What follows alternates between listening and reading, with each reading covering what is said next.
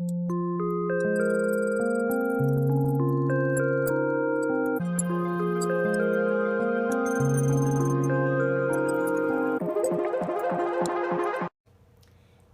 beautiful souls. Welcome to today's YouTube video. My name is Jess. I am a transformational life coach, and I specialize in inner alchemy and energy mastery. I'm going to start this video by reading a quote by Carl Jung. And it goes like this. Filling the conscious mind with ideal conceptions is a characteristic of Western theosophy, but not the confrontation with the shadow and the world of darkness. One does not become enlightened by imagining figures of light, but by making the darkness conscious. And that is a powerful quote, because we hear so much talk about enlightenment, reaching samadhi, reaching these really high states of consciousness. There's a lot of talk of this in today's day and age, in the age of misinformation, where at the touch of your fingertip, you can access information from your phone that has been hidden for millennia. Scriptures that were buried deep have been found, and this information has been leaked everywhere. So in this day and age, anyone can call themselves enlightened and present themselves as a master. But what does enlightenment truly mean? Because there is a big misconception, and this is exactly what I am going to share with you guys today. What is real enlightenment, and how can we embody that in our daily actions? Enlightenment is not the absence of pain or negative emotions. To become enlightened does not mean that you have reached this high avatar state and you have no work to do, and all you are here to do is be worshipped and to put your input out into the world. That is not enlightenment. You see, that is where things have been distorted. Enlightenment means exactly what the word says, enlightenment. That means that you are bringing in light into the darkness, into the unconscious, where everything has been stored. You see, we live in a world where everything is operating from the unconscious, and what we perceive as conscious is directed and influenced by the unconscious.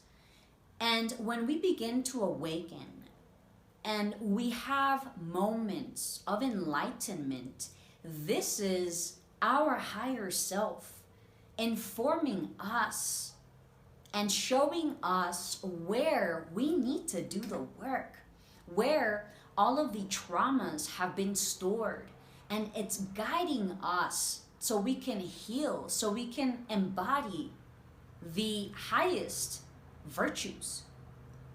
Enlightenment is the same as if you were walking in the dark your whole life and you never had a light, and you're walking in this dark cave, and everywhere you walk you are hitting yourself, you are stumbling your foot, you are getting hurt because it's dark, so you can't see, you don't even know that fire or light exists.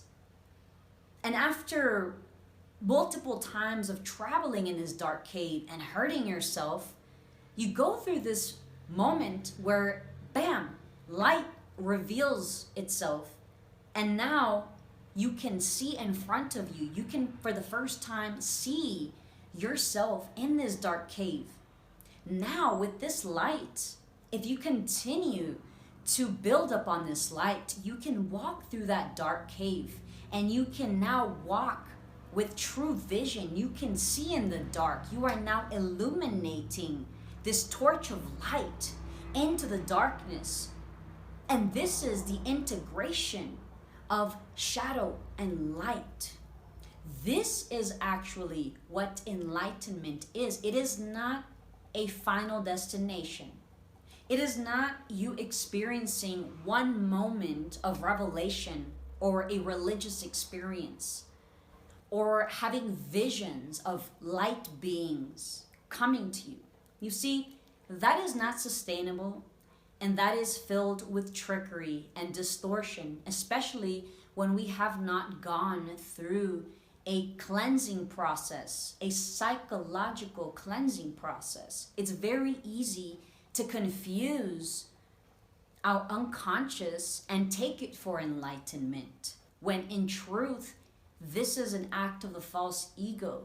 The true enlightenment is actually a daily ritual, a daily commitment to being conscious, bringing more conscious awareness into our everyday action. And we can experience powerful moments of revelation from within. But we don't see that as a one-time occurrence. We see this as something that we cultivate. It is a cultivation, and it is a process that takes time to develop. And there are qualities that we are here to develop, psychological processes that allow us to integrate more light into the shadow, because this is the only way that we can truly embody our highest qualities through this path. Another misconception of enlightenment is that once you are enlightened, you will never experience negativity, that you are in this ultimate state of bliss and that you cannot be bothered. That is misinformation, because we are living in a physical world. We have bodies. You can go outside and you can get hit by a car, or you can have something go off with your physical body and you will experience discomfort. We're living in a world where we have bills to pay. We got to pay for food. We got to be able to be integrated in the material world. So how can we reach enlightenment and never experience pain again? That is a fantasy. That is an escape. This is where it is dangerous for people to think that enlightenment means to escape pain, because that is not true enlightenment. It is actually the opposite. True enlightenment means that you will experience uncomfortable emotions. You will experience negative circumstances in your life, but you will be able to see that as lessons, and you will be able to understand things from a higher perspective, to be able to see where you need to work on. What are the qualities that you need to embody, right? What do you need to make peace with? If you don't like confronting heavy emotions, through enlightenment, right? Through bringing in the light into the shadows, making the unconscious conscious, we can integrate. And this is actually the purpose of one becoming enlightened. It is so we can become the lamps, and we can connect once again to our inner lamp and shine the way, because it is not a one-time thing. It is the choices and the actions that we take on our everyday life that determine our work on this earth.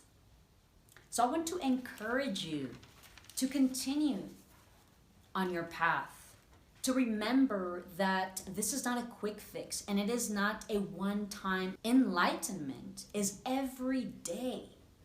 We can have everyday enlightenment, and we can shine the light where there is darkness, so we may integrate it back into wholeness. And that is the true way of us healing and coming back to wholeness. Enlightenment is not a final destination, and it is not the absence of negative emotions, but rather how we choose to show up and changing, transforming our relationship with pain, our relationship with discomfort, and seeing it for what it truly is, our greatest teachers. If you found value in this video, make sure to hit that like button, subscribe, and stay tuned for the following episodes. Until the next one.